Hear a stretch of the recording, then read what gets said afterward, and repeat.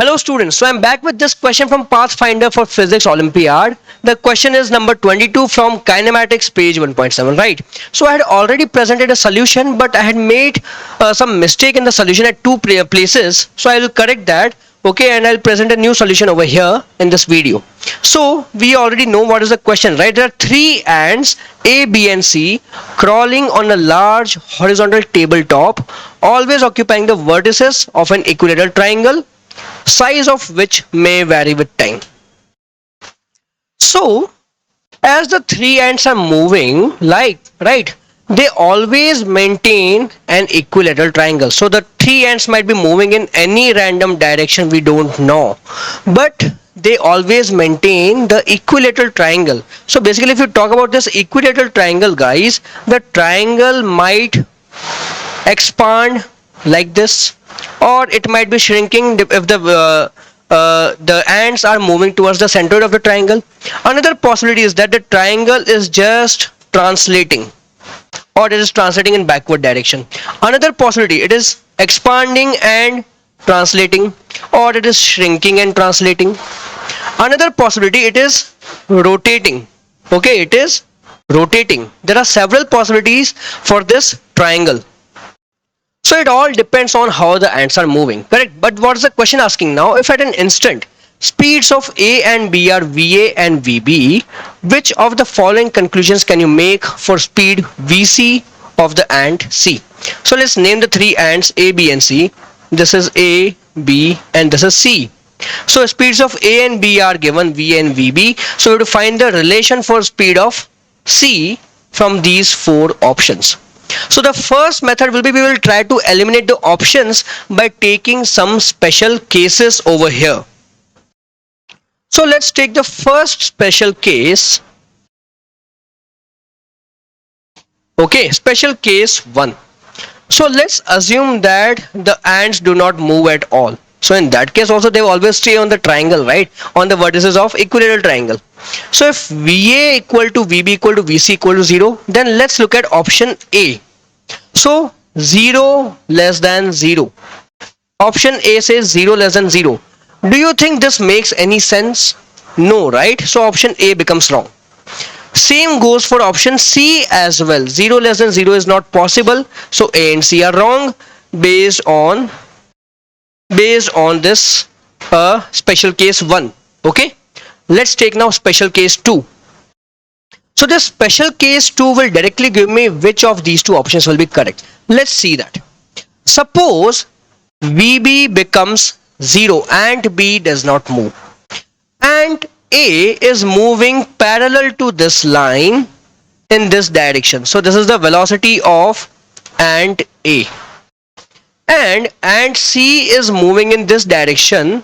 So there's the velocity of ant C, VC. Now guys, tell me, what should be the relation between VA and VC? What do you think? See, because they always have to maintain the equilateral triangle, that means the rate at which this side is increasing should be same as the rate at which this side is increasing, correct? So this side is what? BA, correct? So d by dt of BA should be equal to d by dt of BC. Rate of change of these two sides should be equal. Direction is anyways maintained. This direction is always 60, but the side should always be equal. So the rate of change should be equal. So VA should be equal to VC. We get VA equal to VC. This is your second special case. Okay, so I call it special case 2. So VA equal to VC and VB equal to 0 is satisfied in which options from these two? From here I get VC less than equal to 0.5 VA, or since VA is equal to VC, so I get VC less than equal to 0.5 VC. Is this correct? No. So this option automatically becomes wrong. So option B becomes the correct answer. Sorry, option D becomes the correct answer based on these two special cases. Alright, now let's think in another way. So now let's not assume that any of the ants is having 0 velocity. Let's assume that they have got some velocity in some random direction. Okay, but we can do something. We can take any one of the ants as the reference frame, correct? So if you take one of the ants as the reference frame, then what will happen? So let's assume with respect to ant C, I will take ant C as the reference. So in that case, it becomes automatically fixed, correct? So now, what are the possible velocities of A and B with respect to ant C? Understand something. First of all, let's assume that with respect to C, A is moving parallel to this line. Okay. So velocity of A relative to C, okay, will be along this direction. And similarly, ant B is moving parallel to this line. So this is the velocity of B relative to C, correct? Now, again we apply the same logic that we have to always maintain the shape of this triangle. It should be equilateral triangle. So these two lengths should always be equal. So that means, guys, VA relative and VB relative should be equal, correct? The relative velocity of A and B should be equal to each other in this case. Now let's try one more method. Okay, with respect to C, let's try one more case. So this time the triangle is not changing size, but the triangle keeps on rotating about the ant C. So in that case, velocity of A will be in this direction, VA relative, perpendicular to the side AC, and velocity of B will be downwards at this moment, VB relative, that will be perpendicular to the line BC. Now as the triangle rotates, okay, so the angular speed of AC and angular speed of BC should be same. So for the speeds to be same, speed by distance, omega should be same. Speed by distance, that is omega, should be same. So therefore VA relative and VB relative again become equal to each other. Okay, so if the triangle is not rotating, it is only changing in size, then also relative speeds are equal. If the triangle is rotating and not changing size, then also relative speeds are equal. So if I combine these two cases, what will happen? So on combining the two cases, A has one velocity in this direction and another velocity in this direction, correct? Same, wait a second, let's call this velocity V1. B will also have in that case velocity V1. Now A has another velocity in this direction, V2. So B should have another velocity in this direction, V2. Magnitudes are exactly same. This is equal to this magnitude, this is equal to this magnitude. So that will give me, guys, the resultant speed of A and B with respect to C. We are still observing everything with respect to C. So this is VA relative and this is VB relative. So one thing we learned that since the components are equal, so that means actual magnitude VA relative is equal to VB relative, and let's call it equal to VR. So VR is the relative speed of A and B with respect to C. Both ants have same relative speed with respect to C. Let's observe something else. So the angle between VA relative and V1 over here is some angle theta. Same angle will be present over here between these two vectors, correct? Now this side and this side have angle between them 60 degree, and therefore if you apply basic geometry, you will observe that VA relative and VB relative have angle between them 60 degrees. Okay, so if this is your VA relative, all right, and this is your VB relative, so the angle between them will be 60 degree. So they have same magnitude and the angle between them always stays 60 degree. So now when I find the velocity with respect to ground, so with respect to ground, velocity of A will be what? Velocity of C with respect to ground plus velocity of A relative to C.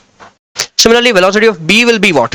Velocity of B with respect to ground, sorry, velocity of C with respect to ground plus velocity of B relative to C.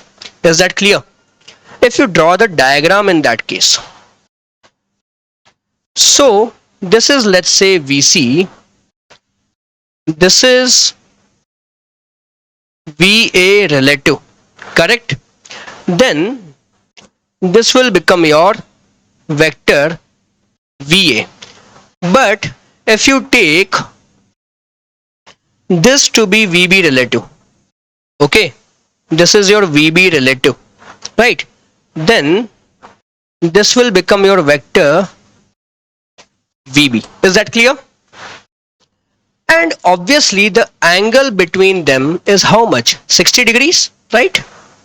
The angle between them over here is 60 degrees. Now let's take one special case for this type of construction. Okay, we will take one special case in this case. So that special case is what? See, VA relative, VB relative, they are equal, right?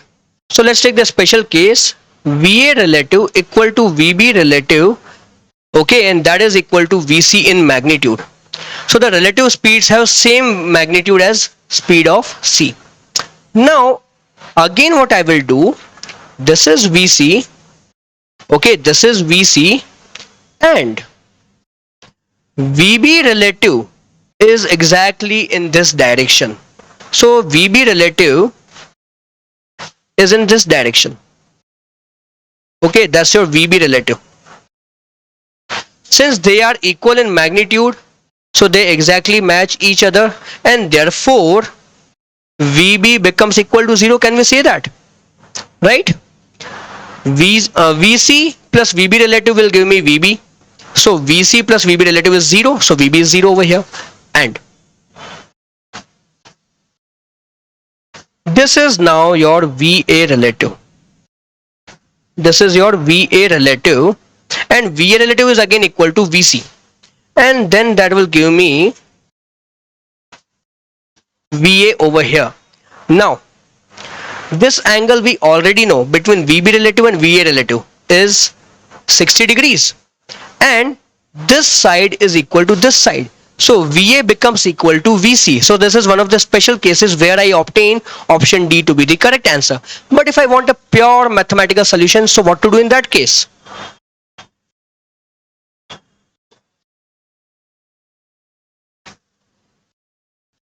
So for that, let's use complex numbers to simplify my problem. So first of all,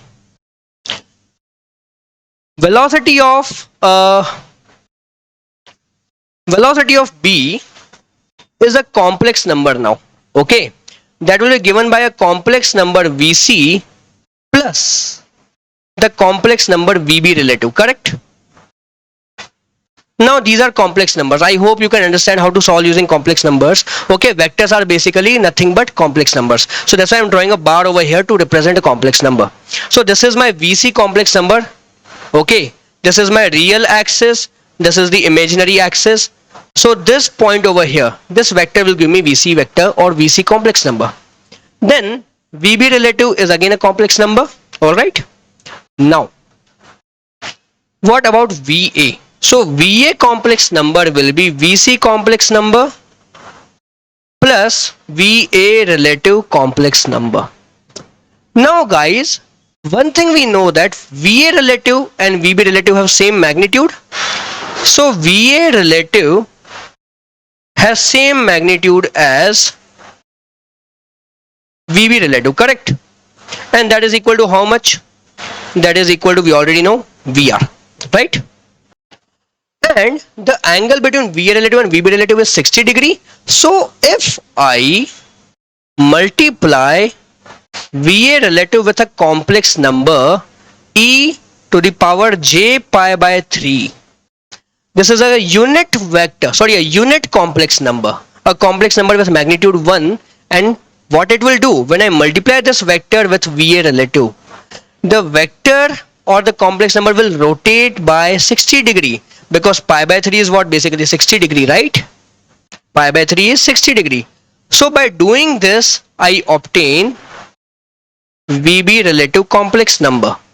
multiply VA relative complex number with e to the power j pi by 3. J is your imaginary number, root of -1. So VA relative multiplied by this thing rotates it to VB. Okay, now let's use this formula over here. So my equation will change to, let's change the equation. So this will now be equal to what? VA relative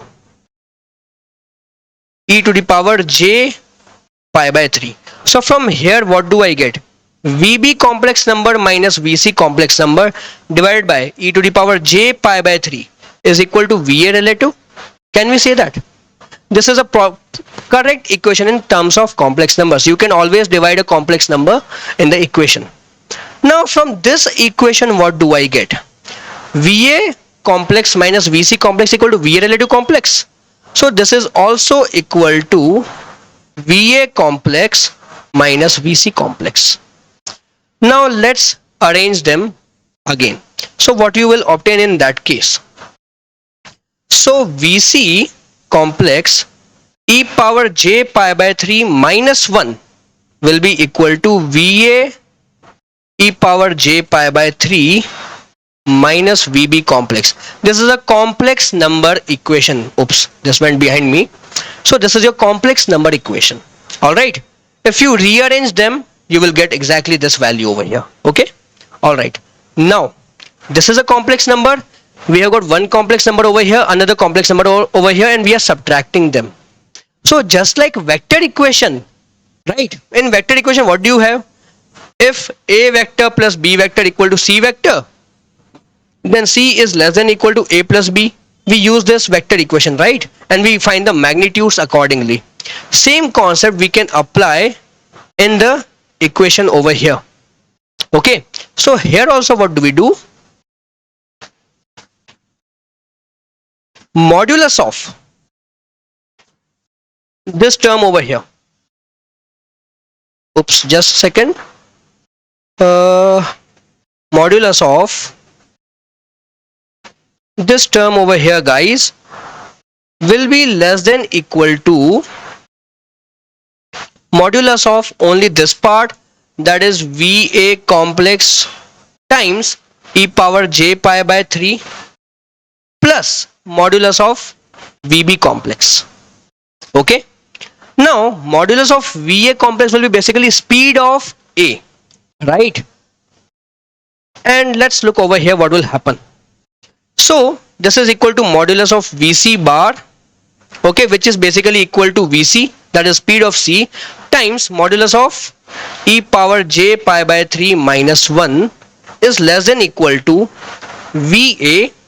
Modulus of VA complex will be basically VA, and this is a unit vector whose magnitude is 1, and again modulus of this complex number will be VB. Now this is the only problem that we have. What exactly is this? So e power j pi by 3 is what? Basically a complex number at 60 degree with horizontal, right? And its magnitude is 1. Its magnitude is 1. Now we are subtracting 1 from this complex number. So let's subtract 1 over here. So if I subtract 1, then e power j pi by 3 minus 1 will give me this complex number over here. Now pay attention. This is 60, that means this is 60 degree. These two sides are equal to 1. So this becomes an equilateral triangle. So this entire vector is now having magnitude 1. So this is a unit vector. So that means we don't need this vector.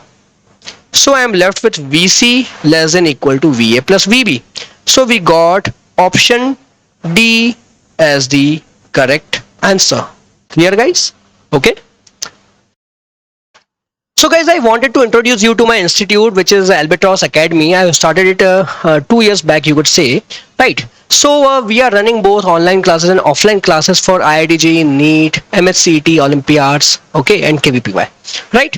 Now the main feature about my institute is this over here, right? We keep only 20 students in a single batch. Why am I doing this? Because I from my experience, I have learned that if there's a batch with 30 or 40 or 50 students, you are not able to pay attention to each and every student, correct? So in that case, some students always miss out.